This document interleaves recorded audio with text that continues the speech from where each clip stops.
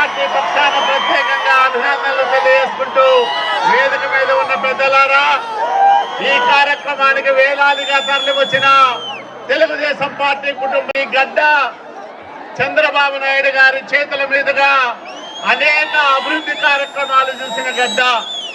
ముఖ్యంగా అనంతపురం జిల్లా అంటే మన నాయకుడికి అవ్యాజ్యమైన ప్రేమానురాగాలున్న నాయకుడు మన నాయకుడు నారా చంద్రబాబు నాయుడు గారు.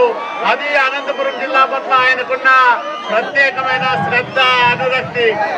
మరి అట్లాంటి నాయకుడు ఈరోజు మన మధ్యకు వచ్చే సాధారణ ఎన్నికల్లో ఆంధ్రప్రదేశ్ రాష్ట్ర తలరాతను మార్చుకునే అవకాశం, ప్రభుత్వాన్ని, రాష్ట్రాన్ని అభివృద్ధి చేసే ప్రభుత్వాన్ని ఏర్పాటు చేస్తుందని అన్ని వర్గాల ప్రజలు బలంగా విశ్వసిస్తా ఉన్నారు.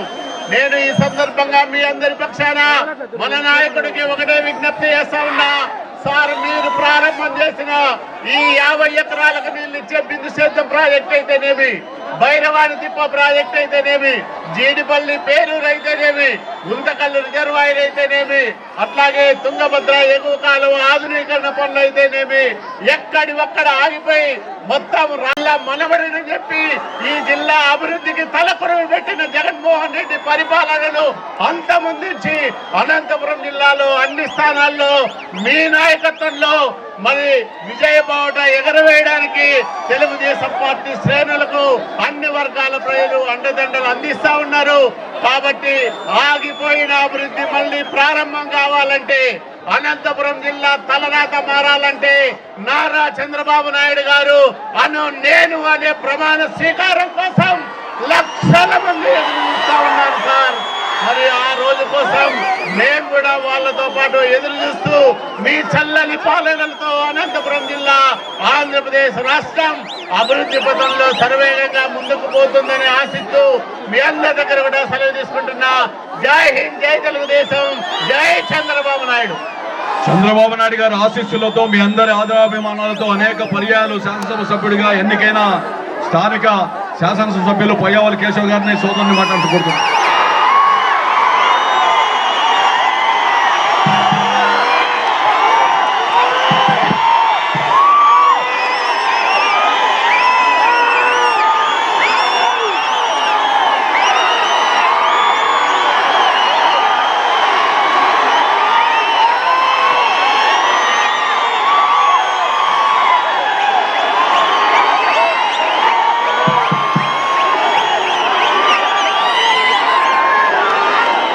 ఉరవకొండలో ఉరకలు వేసే ఈ ఉత్సవాన్ని ఈ రాష్ట్రం చూడాలి.